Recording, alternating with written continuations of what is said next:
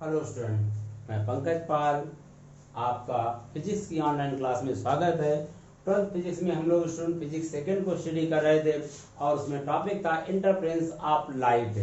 Interference of light बताया था कि जब सेम फ्रीक्वेंसी की दो वेव किसी मीडियम में एक साथ मूव करती हैं तो उनके सुपरपोजिशन के बाद एक नई वेव ऑब्टेन होती है और इस नई वेव की एम्पलीट्यूड कहीं कहीं ज्यादा होती है, कहीं कहीं कम होती है। नई वेव का एम्पलीट्यूड कहते हैं या डिस्प्लेसमेंट, जो कहीं ज्यादा कहीं कम, जहां पर ज्यादा वहां कंस्ट्रक्टिव, जहां कम वहां पर डिस्ट्रक्टिव ऑब्टेन होता है। ये जो प्रोसेस होता है इसको इंटरफेरेंस कहते हैं।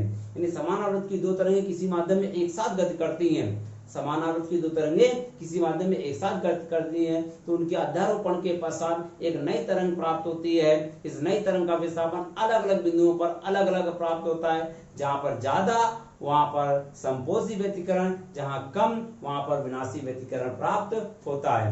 स्टूडेंट, आज हम लोग स्टडी करेंगे मैथमेटिकल रिप्रेजेंटेशन ऑफ इंटरफेरेंस, मतलब व्यतिकरण की गणितीय व्याख्या या गणितीय निरूपण। तो मैथमेटिकल रिप्रेजेंटेशन ऑफ इंटरफेरेंस पढ़ेंगे। देखिए इंपॉर्टेंट डेरिवेशन है और थोड़ा लंबी डेरिवेशन है, समझिएगा। हमने लेट कर लिया कि सेम फ्रीक्वेंसी की दो वेव ए और बी हैं। किसकी बेटा? सेम फ्रीक्वेंसी की दो वेव ए और बी हैं जिनके एम्पलीट्यूड a1 a2 और डिस्प्लेसमेंट y1 y2 है। क्या बताया गया कि सेम फ्रीक्वेंसी की दो वेव ए और बी हैं जिनके एम्पलीट्यूड a1 a2 और डिस्प्लेसमेंट y1 y2 है। इन वेव की जो फेज है, इन वेव की फेज जो है वो फाई है। फेज क्या है? फाई। यानी सेम फ्रीक्वेंसी की दो वेव ए और बी हैं जिनके एम्पलीट्यूड a1 a2 और डिस्प्लेसमेंट y1 y2 है। इन तरंगों यानी जो वेव है, इन वेव की फेज जो है फाई है। देखिए फेज क्या होता है, आप लोग 11th में पढ़ा था। फेज क्या होता है कि by phase we can represent the actual position and direction of a moving particle. यानी कोई पार्टिकल मूव कर रहा है, कोई पार्टिकल कहीं मूव कर रहा है तो उस पार्टिकल की एक्चुअल पोजीशन क्या है, डायरेक्शन क्या है, ये फेज द्वारा रिप्रेजेंट किया जाता है। तो फेज जो है किसी भी मूविंग पार्टिकल की एक्चुअल पोजीशन और डायरेक्शन को रिप्रेजेंट करता है। अब सुनिएगा डेरिवेशन में क्या बताएगा कि माना समान आवृत्ति, हिंदी मीडियम के स्टूडेंट भी समझ लीजिए। माना समान आवृत्ति की दो तरंगे ए और बी हैं। समान आवृत्ति की दो तरंगे ए और बी हैं जिनके आयाम a1 a2, आयाम a1 a2 और डिस्प्लेसमेंट y1 y2 है। आयाम a1 a2 और डिस्प्लेसमेंट y1 y2 है। यानी two waves of same frequency are A and B whose displacement are y1 y2 and amplitude are a1 and a2। अब देखिए यहाँ पर फ्रॉम इक्वेशन ऑफ वेव, आपको सबको पता है, 11th में पढ़ा है आप लोगों ने कि वेव की जनरल इक्वेशन क्या होती है, तरंग का समीकरण क्या होता है। तो तरंग का समीकरण होता है y is equal to a sin omega t। क्या तरंग का समीकरण होता है? y is equal to a sin omega t। क्या इक्वेशन होती है? y is equal to a sin omega t। अगर इसको फर्स्ट वेव के लिए अप्लाई करें, फर्स्ट वेव के लिए y डिस्प्लेसमेंट, तो फर्स्ट वेव का डिस्प्लेसमेंट y1 भैया। a मतलब एम्पलीट्यूड, फर्स्ट वेव का एम्पलीट्यूड a1, फर्स्ट वेव का डिस्प्लेसमेंट y1, एम्पलीट्यूड a1। तो y की जगह y1, a की जगह a1 sin omega t, sin omega t हो गया। तो पहली वेव के लिए y1 is equal a sin omega t। Omega क्यों नहीं ओमेगा 1 हुआ? ओमेगा की जगह ओमेगा 1 क्यों नहीं लेगा? क्योंकि भैया ओमेगा इज इक्वल टू क्या पढ़ा आपने? 2 पाई n।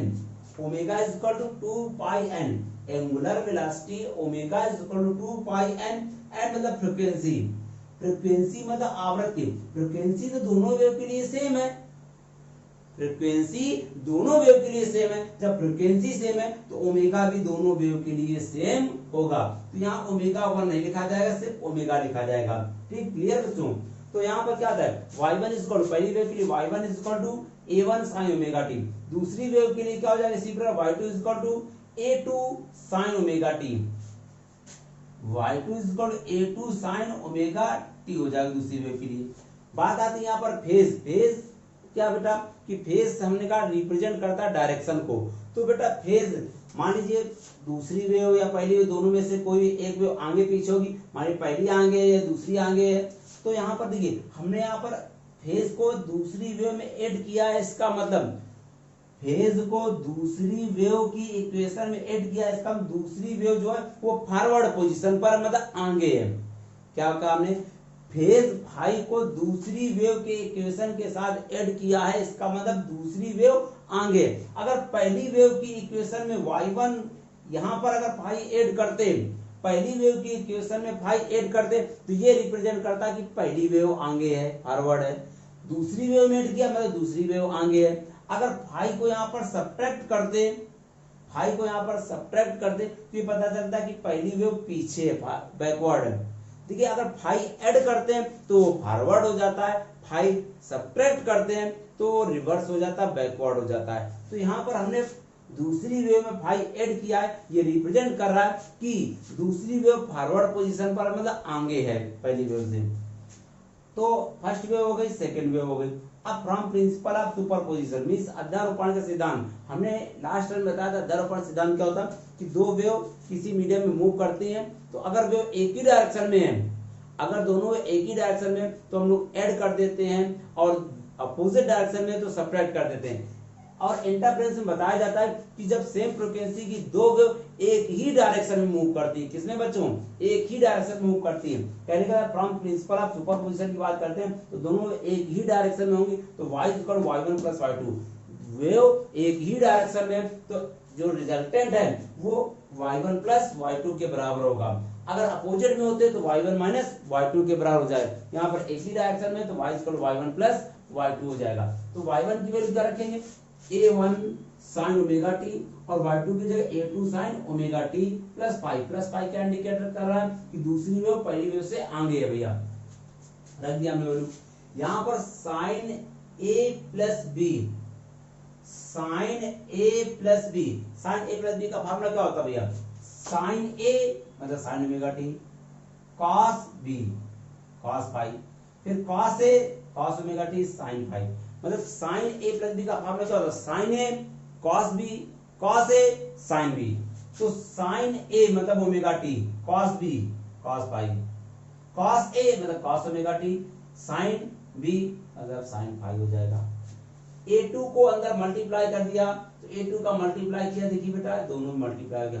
अब इन दोनों इक्वेशन में भाई, इन दोनों में देखिए भैया, दोनों इक्वेशंस में sin ओमेगा टी कॉमन कर लिया, sin ओमेगा टी कॉमन कर लिया तो a1 plus a2 cos five, a1 plus a2 cos five, और इसमें cos ओमेगा टी को अलग कर लिया क्योंकि एक ही टर्म में तो cos ओमेगा टी को अलग कर, यहाँ sin ओमेगा टी अलग है तो यहाँ cos ओमेगा टी अलग कर लिया, तो a2 sin फाइव बचा। तो a1 प्लस a2 को पहले लिख लिया हमने, a1 plus a2 cos five, a1 plus a2 cos five sin omega T, और plus a2 sin five cos omega T. ठीक, अब यहाँ पर लेट करिए, समझिए a1 क्या है, a1 is the amplitude of first wave, पहली तरंग का आयाम, a2 is the amplitude of second wave, दूसरी वेव का आयाम। पहली वेव का एम्पलीट्यूड, दूसरी वेव का एम्पलीट्यूड, तो a1 प्लस a2 मतलब रिजल्टेंट एम्पलीट्यूड क्या मान लिया, a मान लिया, a1 plus a2 resultant amplitude capital A मान लिया, कैपिटल A जो है वो रिजल्टेंट एम्पलीट्यूड है, क्या भैया, रिजल्टेंट एम्पलीट्यूड है। तो a1 प्लस a2 मतलब परिणामी आयाम A हो जाएगा, परिणामी आयाम A हो गया।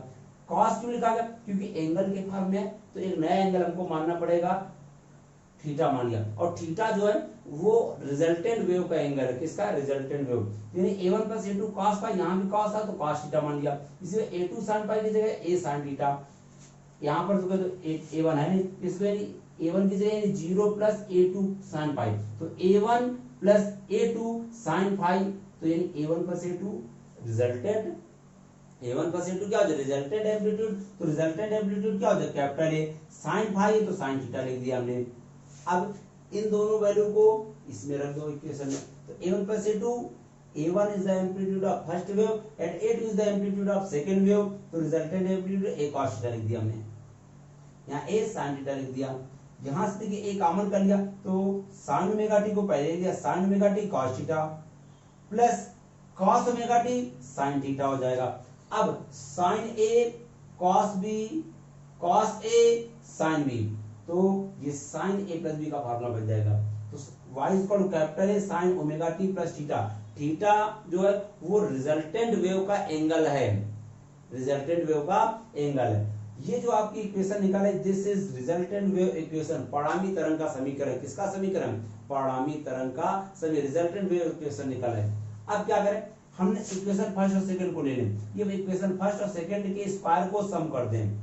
इक्वेशन फर्स्ट और सेकंड के भाई रिजल्टेंट एम्पलीट्यूड ए का मान अगर निकालना है हमको, किसका मान निकालना है? ए का मान निकालना है, तो हम क्या कर दे, फर्स्ट और सेकंड के स्क्वायर का सम कर दे। तो फर्स्ट और सेकंड का स्क्वायर सम करें तो लेफ्ट पार्ट का स्क्वायर लेफ्ट पार्ट से ऐड होगा, तो a1 प्लस a2 का फाई का whole square plus a2 sine phi का होल स्क्वायर, लेफ्ट पार्ट के स्क्वायर से ऐड होगा और राइट पार्ट का स्क्वायर राइट पार्ट के स्क्वायर से ऐड होगा।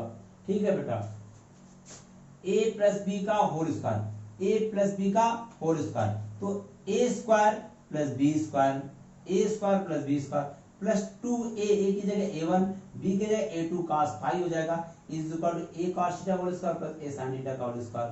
ये भैया a cos थीटा का square a cos square theta, a sin theta का square a square sin square theta.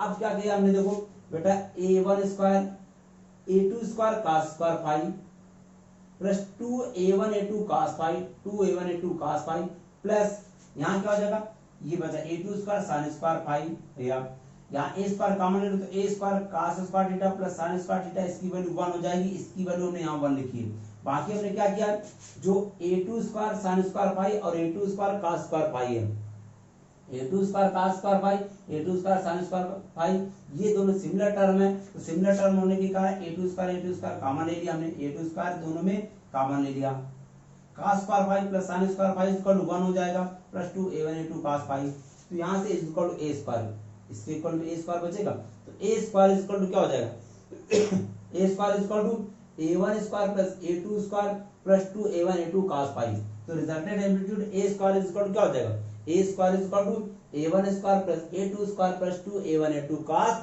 Phi. ये रिजल्टेंट एम्पलीट्यूड का समीकरण, इक्वेशन निकालेगी, यानी परिणामी आयाम का समीकरण। a square is equal to a1 square plus a2 square plus 2a1 a2 cos phi. इसको आप लोग एक बार और प्रैक्टिस कीजिएगा लगाने का, तब आपको अच्छी तरह क्लियर हो जाएगी। और इसके आगे अभी डेरिवेशन समाप्त नहीं, अभी और पढ़ेंगे आप लोग, तो इतना पहले आप समझ लीजिए, जिसको स्क्रीनशॉट लेना है स्क्रीनशॉट ले सकता है। थैंक्स।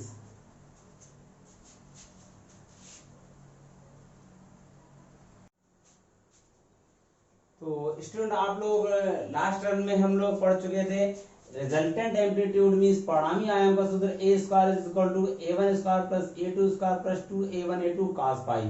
तो परिणामी आयाम का समीकरण हम लोग पढ़ चुके थे, a स्क्वायर जहां रिजल्टेंट एम्पलीट्यूड है, a1 is the amplitude of first wave, a2 is the amplitude of second wave and phi is phase between those waves.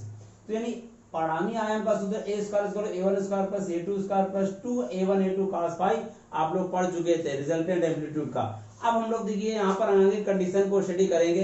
तो यहाँ पर देखिए आगे की दो कंडीशन आपको बताया गया था कि इंटरफेरेंस में दो कंडीशन होती है, एक कंस्ट्रक्टिव इंटरफेरेंस, एक डिस्ट्रक्टिव इंटरफेरेंस। कंस्ट्रक्टिव इंटरफेरेंस क्या होता है, जहां पर मैक्सिमम एम्पलीट्यूड होता है और डिस्ट्रक्टिव में मिनिमम होता है। तो यहाँ पर पहली कंडीशन है फॉर कंस्ट्रक्टिव इंटरफेरेंस, समपोषी व्यतिकरण के लिए।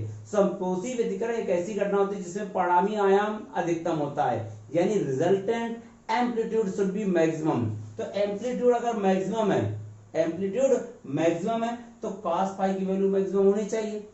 भाई ए जो है एम्पलीट्यूड मैक्सिमम कब होगा, जब cos की वैल्यू मैक्सिमम होगी, cos की वैल्यू मैक्सिमम। और आपको मालूम cos में मैक्सिमम वैल्यू +1 होती है, sin और cos दोनों की लिमिट जो होती है वो -1 से +1 के बीच होती है। कहने का मतलब sin और cos में जो भी मान होते हैं, वैल्यू होते हैं, वो -1 से +1 के बीच में ही होते हैं, -1 से कम नहीं होता, +1 से ज्यादा नहीं होता। तो यहाँ पर कंस्ट्रक्टिव इंटरफेरेंस के लिए cos फाई की जो वैल्यू है +1 होनी चाहिए। और cos में 1 वैल्यू किस किस एंगल की होती है, cos में पाई के जितने भी इवन मल्टीपल हैं, cos में पाई के जितने भी इवन मल्टीपल है, मतलब 2m, m के लिए कुछ भी हो सकती है। cos में पाई के जितने इवन मल्टीपल होते हैं, सम गुणांक जिनको कहते हैं पाई के, तो पाई के जितने भी सम गुणांक होते हैं उनमें सबकी वैल्यू +1 होगी, चाहे आप चेक कर लीजिए। जैसे कि पाई यहाँ m की वैल्यू 1 है, 2 पाई मतलब 360 की वैल्यू निकालेंगे +1 आएगी। 3 पाई, यहाँ पर m की वैल्यू 2 रख देंगे, 2 2 जा 4, 4 पाई की वैल्यू भी +1 आएगी। तो काश में पाई के जितने भी इवन मल्टीपल हैं वो सब की वैल्यू क्या होती है बेटा, +1 होती है। तो यहाँ पर cos pi equal to cos 2m pi, जहाँ m की वैल्यू कुछ भी हो सकती है, m की वैल्यू जो भैया 0 1 2 3 एनी नंबर। तो यहाँ पर क्या आ जाएगा, phi equal to 2m pi, cos cancel out, तो phi equal to 2m pi, phi मतलब फेज निकल आए। तो यहाँ पर मींस फेज डिफरेंस, जिसको आप लोग कहते हैं कलांतर कहते हैं, क्या कहते हैं, कलांतर। Phase difference delta phi equal to 2m pi निकल आएगा, क्या निकल आएगा, 2m पाई निकल आएगा। क्या निकला, फेज डिफरेंस निकला, कलांतर निकला। अब फॉर पाथ डिफरेंस, अगर पाथ डिफरेंस निकालना है, क्या निकालना है, पाथ डिफरेंस, जिसको पथांतर कहते हैं, क्या कहते हैं, पथांतर। तो पाथ डिफरेंस निकालना है तो एक फार्मूला 11th में पढ़ा होगा आप लोगों ने, 11th में एक चैप्टर होगा स्टेशनरी वेव और आपने पढ़ा होगा प्रोग्रेसिव वेव, 2 चैप्टर पढ़े होंगे। तो प्रोग्रेसिव वेव में आपको पढ़ाया गया होगा कि फेज डिफरेंस और पाथ डिफरेंस में क्या रिलेशन होता है। तो फेज डिफरेंस जो होता है पाथ डिफरेंस का 2 पाई बाई लैम्डा टाइम्स होता है। Phase difference is 2 pi by lambda times of path difference. Phase difference path difference का 2 पाई बाई लैम्डा टाइम्स होता है। यहाँ पर फेज डिफरेंस डेल्टा फाई की जगह जो आपने 2m पाई निकाला है, 2m पाई रख दिया आपने। तो यहाँ से क्या है, 2 पाई से 2 पाई कैंसिल आउट, लेमडा इधर चला गया, तो delta x is equal to m lambda. तो delta x is equal to m lambda means phase difference क्या निकल आया, फेज डिफरेंस निकला 2m पाई और पाथ डिफरेंस क्या निकला, m लेमडा। तो यहाँ लिखा so for constructive interference, constructive interference के लिए फेज डिफरेंस 2m पाई, याद रखना फार्मूला, फेज डिफरेंस 2m पाई, पाथ डिफरेंस m लेमडा। यानी संपोषी व्यतिकरण के लिए, संपोषी व्यतिकरण के लिए कालांतर जो होता है वो 2m पाई होता है, पथांतर जो होता है m लेमडा होता है। क्या होता है, m लेमडा। अब बात आती है यहाँ पर रिजल्टेंट एम्पलीट्यूड की वैल्यू निकालना है, कंस्ट्रक्टिव इंटरफेरेंस पर रिजल्टेंट एम्पलीट्यूड। तो रिजल्टेंट एम्पलीट्यूड का फार्मूला होता है a square equal to a1 square plus a2 square plus 2a1 a2 cos phi. जब कंस्ट्रक्टिव इंटरफेरेंस होता है मतलब संपोषी व्यतिकरण होता है तो cos फाई की वैल्यू +1 ली जाती है। कंस्ट्रक्टिव इंटरफेरेंस यानी संपोषी व्यतिकरण पर cos फाई की वैल्यू +1 होती है, क्योंकि मैक्सिमम कंस्ट्रक्टिव इंटरफेरेंस एक ऐसा पॉइंट होता है जहां पर एम्पलीट्यूड और फ्रीक्वेंसी एक है सबसे ज्यादा होती है। तो यहाँ पर क्या है, कंस्ट्रक्टिव इंटरफेरेंस पर cos फाई की वैल्यू +1 रखेंगे, तो आ जाएगा a1 square plus a2 square plus 2a1 a2। ये a1 square plus a2 square plus 2a1 a2, ये a प्लस b का होल स्क्वायर फॉर्मेट बन रहा है। कौन सा फॉर्मेट, a प्लस b का whole square means a1 plus a2 का होल स्क्वायर। अब यहाँ से कंपेयर करें तो ये भी स्क्वायर टर्म, ये भी स्क्वायर टर्म, तो यहाँ से क्या आ जाएगा a is equal to a1 plus a2, a is equal to a1 plus a2 निकल आएगा। तो यहाँ पर a जो है वो a मतलब रिजल्टेंट एम्पलीट्यूड, परिणामी आयाम। तो परिणामी आयाम जो है वो दोनों वेव के एम्पलीट्यूड के सम के इक्वल है। मतलब इस कंडीशन में एम्पलीट्यूड जो होगा मैक्सिमम होगा, एम्पलीट्यूड की सम हो रहा मतलब एम्पलीट्यूड मैक्सिमम होगा, यानी आयाम जो होगा वो अधिकतम होगा। इस कंडीशन में जो एम्पलीट्यूड मतलब आयाम है वो मैक्सिमम होगा। तो लिखा है in this condition amplitude will be maximum. तो यानी ए मैक्सिमम, एम्पलीट्यूड मैक्सिमम, आयाम अधिकतम a1 प्लस a2। इसी प्रकार for destructive interference, destructive interference के लिए cos फाई की वैल्यू -1 होनी चाहिए, क्योंकि मिनिमम होती ना डिस्ट्रक्टिव इंटरफेरेंस में cos की वैल्यू मिनिमम होनी चाहिए। तो cos फाई की वैल्यू क्या है, मिनिमम होनी चाहिए -1, क्योंकि आपको कहा संपोषी व्यतिकरण एक ऐसे पॉइंट्स होते हैं जहां पर तीव्रता आयाम अधिकतम होता है और विनाशी व्यतिकरण ऐसे बिंदु होते हैं जहां पर तीव्रता आयाम न्यूनतम होता है। यानी कंस्ट्रक्टिव इंटरफेरेंस पर जो एम्पलीट्यूड होता है वो मैक्सिमम होता है, डिस्ट्रक्टिव पर मिनिमम होता है। तो यहाँ पर क्या है, डिस्ट्रक्टिव इंटरफेरेंस पर cos की वैल्यू मिनिमम होनी चाहिए, मिनिमम मतलब -1। तो cos में -1 किसकी होती है बेटा, तो याद रखिए cos में पाई के जितने भी ऑड मल्टीपल हैं, cos में पाई के जितने भी ऑड मल्टीपल्स हैं उन सबकी वैल्यू क्या होती है बेटा, -1 होगी। चाहे चेक कर लेना, m की वैल्यू 1 रखेंगे तो 2 - 1 पाई, 2 - 1 पाई। तो यहाँ पर क्या जाएगा 2 - 1 ये सिर्फ पाई आ जाए 180, cos 180 की वैल्यू -1 होती है। यहाँ पर 2 रख दो तो 2 2 जा 4 1 -1, 3 पाई की वैल्यू भी -1 होगी। चाहे चेक कर लीजिएगा आप लोग।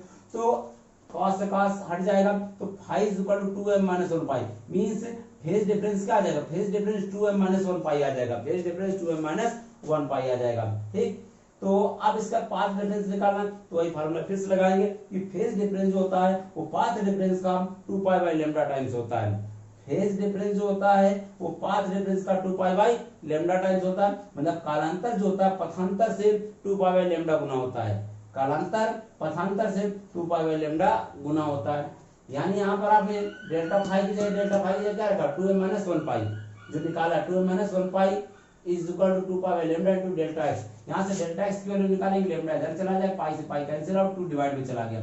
अलग अलग करेंगे, 2m minus 2m by 2 minus 1 by 2, तो 2m से 2m मतलब 2 कैंसिल आउट हो जाएगा, 2m बाई 2 माइनस 1 बाई 2, 2 से 2 कैंसिल, तो m minus 1 by 2, m minus 1 by 2 into lambda. इसे कहेंगे फेज, ये फेज डिफरेंस है, ये पाथ डिफरेंस निकला। तो डिस्ट्रक्टिव इंटरफेरेंस पर, किस पर, डिस्ट्रक्टिव इंटरफेरेंस पर फेज डिफरेंस क्या निकला, 2m minus 1 pi, path difference m minus 1 by 2 lambda निकला है।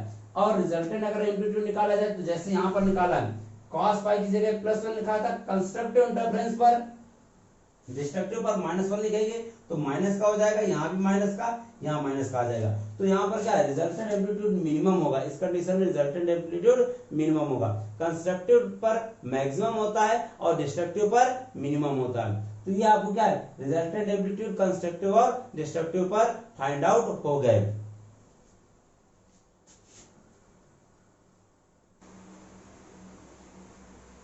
तो हम लोग चलेंगे, देखिए इंटेंसिटी निकालनी है हमको। रिजल्टेंट एम्पलीट्यूड का फॉर्मूला आप लोगों ने पढ़ लिया था, a square is equal to a1 square plus a2 square plus 2a1 a2 cos phi. Resultant amplitude का formula a square is equal to a1 square plus a2 square plus 2a1 a2 cos phi. तो from relation between amplitude a and intensity i, किसी भी wave की intensity i और amplitude a में, यानी तीव्रता i और आयाम a में संबंध होता है। क्या संबंध होता है कि किसी तरंग की तीव्रता आयाम के वर्ग के अनुक्रमानुपाती होती है। किसी तरंग की तीव्रता आयाम के वर्ग के अनुक्रमानुपाती होती, means intensity of wave is directly proportional to square of amplitude. Intensity of wave is directly proportional to square of amplitude. अब यहाँ से प्रोपोर्शनल का साइन हटाएंगे, तो प्रोपोर्शनल का साइन हटाएंगे तो कांस्टेंट के आ जाएगा, प्रोपोर्शनल का साइन हटाया जाए कांस्टेंट के आ जाएगा, a स्क्वायर रिजल्टेंट एम्पलीट्यूड है। k की वैल्यू देखिए, यहाँ से k को ट्रांसफर कर दीजिए तो a square equal to i upon k हो जाएगा, a square equal to i upon k। इसी प्रकार अगर फर्स्ट वेव के लिए किया जाए तो a1 square equal to i1 upon k, क्योंकि k कांस्टेंट है वो k ही रहेगा। फिर सेकंड वेव के लिए a2 square equal to i2 upon k हो जाएगा, a2 स्क्वायर इक्वल टू क्या हो जाएगा, i2 अपॉन k हो जाएगा। इसी प्रकार ठीक, अब रिजल्टेंट इंटेंसिटी फार्मूले के लिए क्या करेंगे, हम पहले फार्मूला लगाएंगे, a square equal to a1 square plus a2 square plus 2a1 a2 cos phi. a square की जगह i upon k, a1 square की जगह i1 upon k, a2 square की जगह i2 upon k plus 2a1, अगर a1 का मान निकालें तो अंडर रूट में जाएंगे, a1 equal to under root i1 upon k, इसी पे a2 equal to under root i2 upon k cos phi. यहां से देखिए i अपॉन k ऐसे ही रहा, i1 upon k i2 upon k 2 under root i1 i2 और k मिलकर k स्क्वायर रूट से बाहर निकल आएगा, k और k मिलकर k स्क्वायर अंडर रूट में k बाहर निकल आएगा, ठीक cos फाई एज वेल। यहां से k कॉमन कर लीजिए तो 1 अपॉन k कॉमन कर लीजिए तो i1 plus i2 plus 2 under root i1 i2, यहां से k कैंसिल, तो i is equal to i1 plus i2 plus 2 under root i1 i2 cos phi. ये रिजल्टेंट इंटेंसिटी का फार्मूला परिणामी तीव्रता का सूत्र है। तो परिणामी तीव्रता का सूत्र क्या होता है, i is equal to i1 plus i2 plus 2 under root i1 i2 cos phi. कुल मिला के आपको दो फार्मूले याद रखने कि रिजल्टेंट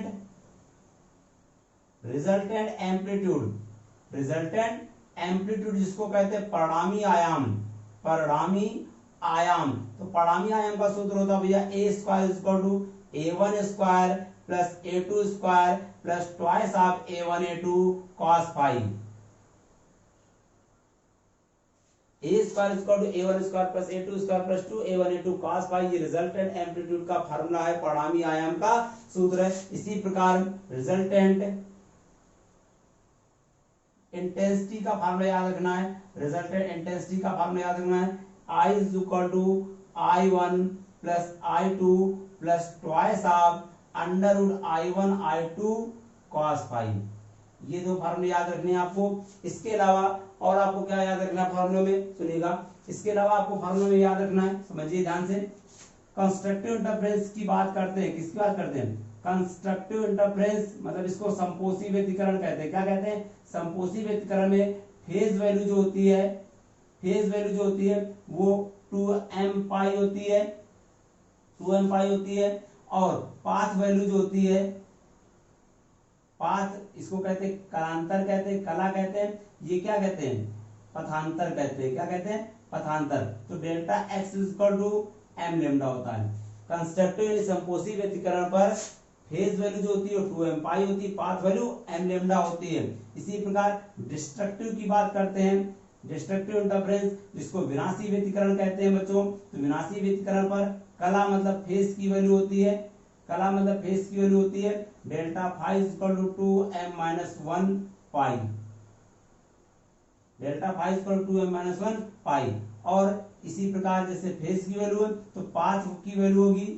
पथांतर की बात करते हैं तो पथांतर की वैल्यू होती है भैया delta x equal to m-1/2 into lambda.